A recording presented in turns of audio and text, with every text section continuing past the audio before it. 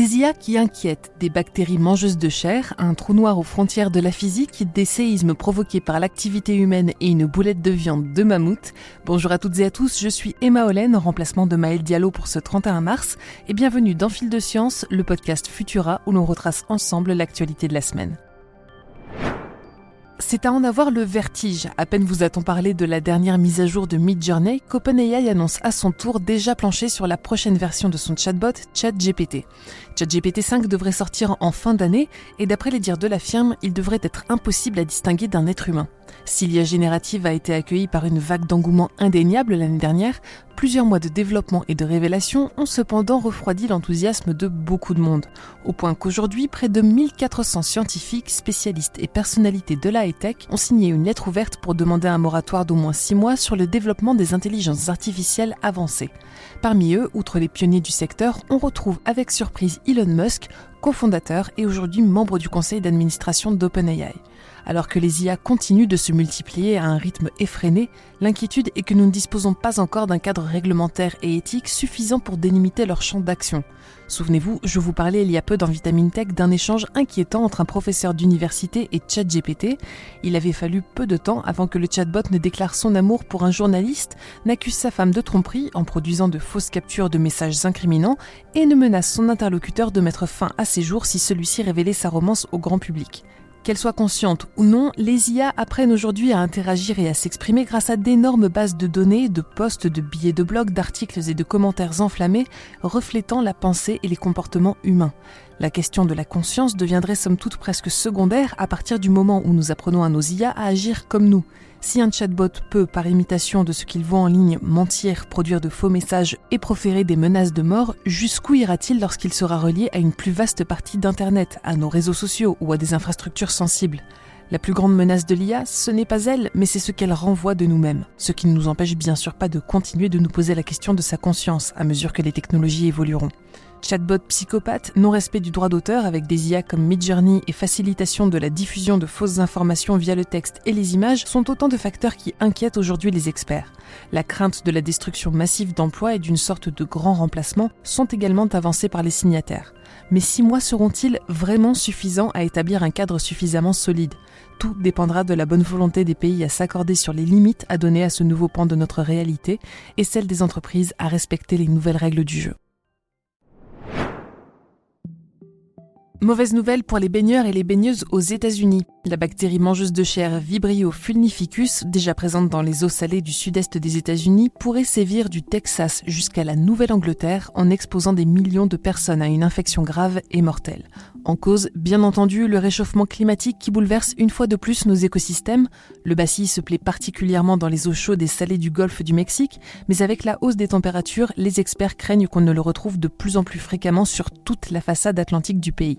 Les vibrios sont une famille de bactéries pathogènes pour les humains dont Vibrio cholerae, responsable du choléra, est le représentant le plus célèbre. Mais ce n'est pas pour autant qu'il est le plus dangereux. Vibrio fulnificus, pour sa part, s'infiltre dans l'organisme par des plaies ouvertes lors d'un séjour à la plage et provoque des lésions cutanées nécrotiques, d'où son nom de mangeuse de chair.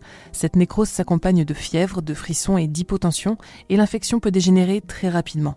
Environ 10% des malades auront besoin d'une chirurgie pour retirer les tissus nécrosés, voire d'une amputation des membres touchés, et dans 18% des cas, elle se transforme en une septicémie mortelle, parfois à peine 48 heures après le début des symptômes.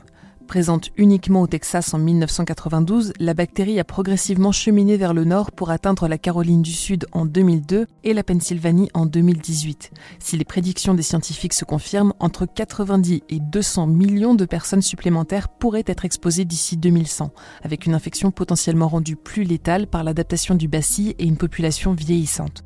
L'horizon peut vous sembler lointain et les affections demeurent encore rares, mais dans le doute, pensez à rester prudent si vous allez vous baigner de ce côté du globe. C'est à quelques 2,7 milliards d'années-lumière de la Terre que les chercheurs l'ont découvert. Niché au cœur de la galaxie la plus brillante de l'amas Abell 1201, un gigantesque trou noir ultramassif a récemment été repéré par les instruments. Trahi par son incroyable gravité, il pèserait plus de 30 milliards de fois la masse de notre Soleil, le classant au rang des trous noirs les plus gigantesques jamais découverts par les astronomes. Les chercheurs de l'université de Durham au Royaume-Uni ont estimé sa masse grâce à des simulations jouées sur des supercalculateurs de l'installation d'Irak HPC et les ont comparées à des images renvoyées par le télescope spatial Hubble. Au-delà de la taille exceptionnelle de ce trou noir, aux frontières de ce que permettent les lois de la physique, ce qui le distingue, c'est le fait qu'il soit inactif. Les trous noirs sont généralement repérés grâce au fait qu'ils absorbent de la matière en formant un disque d'accrétion si chaud qu'il produit un rayonnement perceptible par nos appareils de mesure.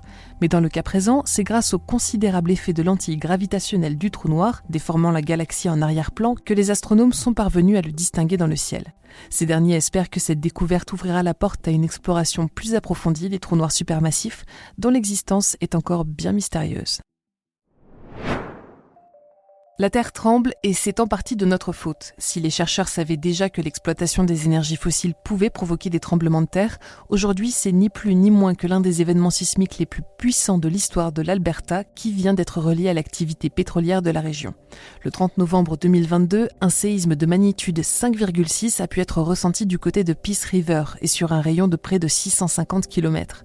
D'abord jugé d'origine naturelle, des chercheurs de l'université de Stanford viennent pourtant de révéler qu'il aurait été provoqué par l'injection d'énormes quantités d'eau chaude ou de solvant dans le sol. Cette eau, utilisée pour faciliter le pompage des sables de la région, est polluée par les substances nocives impliquées dans le processus d'extraction. Plutôt que de procéder au recyclage des eaux usées, les industriels se contentent de la réinjecter sous terre comme on cache la poussière sous un tapis. Sauf qu'en 40 ans, on estime qu'environ 100 millions de mètres cubes d'eau polluée auraient été injectés dans la région, soit l'équivalent de 40 000 piscines olympiques. Cet immense volume d'eau usée aurait fait pression sur une faille et, l'affaiblissant, l'aurait rendue sujette à des glissements. Malheureusement, avec son projet de produire de l'hydrogène bleu, dont le CO2 sera ensuite stocké dans le sous-sol, le Canada s'expose à de nouveaux risques de séismes qui pourraient cette fois être mortels s'ils surviennent dans des zones plus peuplées. Vient alors le moment de se poser la question, à quoi sert d'électrifier une région si c'est pour l'exposer à la destruction ? Et enfin, pour finir sur une note un peu plus légère, parlons gastronomie. Si vous aimez la viande mais ne souhaitez pas causer de souffrance aux animaux, c'est peut-être dans les labos que réside votre meilleure option. Depuis le roman de Ravage de Barjavel publié en 1943 jusqu'à aujourd'hui, la culture de viande en laboratoire n'est pas une idée nouvelle. Mais ces derniers temps, de véritables prouesses ont pu être accomplies au point que l'on voit progressivement émerger plusieurs startups spécialisées dans ce créneau bien particulier. Notons que le prix du steak reste à ce jour assez prohibitif, mais les progrès accomplis sont indéniablement encourageants. Pour sa part, Vow, une start-up australienne, a décidé d'aller plus loin en produisant de la viande de mammouth. Pour réaliser ce tour de force et ouvrir les yeux au grand public sur les pratiques barbares qui ont cours dans l'élevage intensif, l'entreprise a collaboré avec une équipe de l'université du Queensland pour assembler ce mets atypique. La première étape a consisté à analyser l'ADN du pachyderme éteint, déjà séquencé et rendu public, pour y récupérer la séquence responsable de la production de myoglobine, une protéine qui donne à la viande son goût et sa texture caractéristiques. Les parties manquantes du gène ont été complétées avec des morceaux d'ADN d'éléphants d'Afrique et le tout a été injecté dans des cellules souches de moutons. Cet étrange mélange a finalement été cultivé patiemment pour produire une énorme boulette de 400 grammes. Si Vow n'hésite pas à parler de boulette de mammouth, les chercheurs nuancent leurs propos en précisant qu'un seul gène parmi les 25 000 appartient bel et bien au pachyderme éteint et a tout de même été complété à l'aide de son cousin actuel. Le reste appartient aux moutons. Il n'en reste que la boulette, devenue une sorte d'ambassadrice pour la viande de culture et désormais exposée au Nemo, le musée scientifique d'Amsterdam. C'est tout pour cet épisode de Fil de Science. Si vous nous écoutez sur les apodios, pensez à vous abonner pour nous retrouver toutes les semaines et pensez aussi à nous laisser une note et un commentaire pour soutenir notre travail. Les commentaires sont désormais ouverts sur Spotify, alors n'hésitez pas à nous laisser un mot, une suggestion ou vos questions. Cette semaine, je vous invite à écouter notre dernier épisode de Vitamine Tech où je vous parle des arnaques sur les réseaux sociaux et vous allez voir que certaines sont plus difficiles à débusquer que d'autres. Pour le reste, je vous souhaite à toutes et à tous un excellent week-end et je vous laisse retrouver Maëlle Diallo dès la semaine prochaine dans Fil de Science. À bientôt.